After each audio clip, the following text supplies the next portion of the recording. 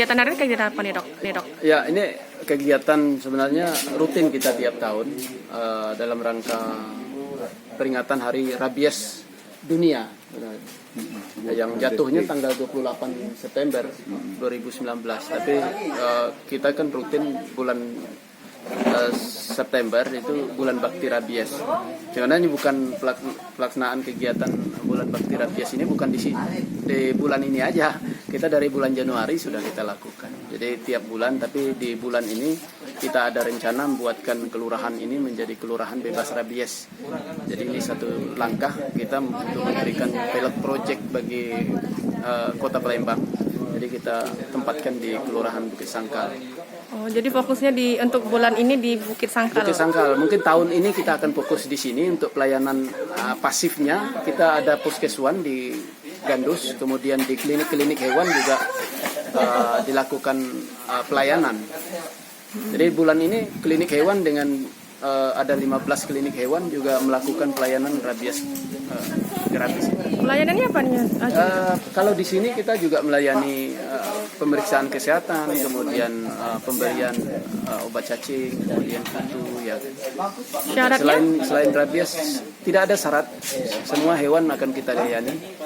Ya, tapi untuk khusus yang untuk daerah sini, untuk anjing-anjing nanti kita akan kunjungi mana yang tidak bisa membawa anjingnya ke sini. Kalau warga lain yang ingin datang ke sini, boleh, kita tidak membatasi hanya warga Bukit Sangkal, tapi seluruh masyarakat Kota Palembang kita layani. Jadi datangnya kapan, hari apa aja nih dok? Untuk pelayanan kita khusus untuk di Bukit Sangkal. Jadi kita akan bebaskan rabies dengan Bukit Sangkal. Ini persyaratan untuk bebas rabies adalah 70% dari populasi HPR, terutama anjing, ini harus tervaksinasi. Pelayanan ini setiap hari kah atau ini kalau di sini kita ada nanti sampai tanggal 28. Jadi tanggal 28 nanti ada acara besar-besarannya di puncaknya itu di lapangan Bukit Sangkal ini. Ya, nanti semua akan kita layani situ, ada cat show-nya juga. Ada cat show, kemudian ada pelayanan kesehatan, ya nanti lengkap. Dok, kembali lagi ke rabies tadi ya dok ya. Kalau misalnya ada seorang yang tergigit anjing, gitu, baik itu rabies ataupun anjing biasa, itu pertolongan pertama yang sebaiknya dilakukan itu apa dok? Ya, kalau untuk orang ini ada SOP-nya. Kalau orang digigit anjing segeralah cuci, ya kan, cuci di bawah air mengalir selama 15 menit, ya kan. Lama kemudian nanti setelah itu dibersihkan dengan alkohol atau desinfektan atau obat merah. Ya, setelah itu segeralah bawa ke rumah sakit terdekat. Sehingga harus penanganan untuk anjingnya ini yang jadi persoalan untuk anjingnya.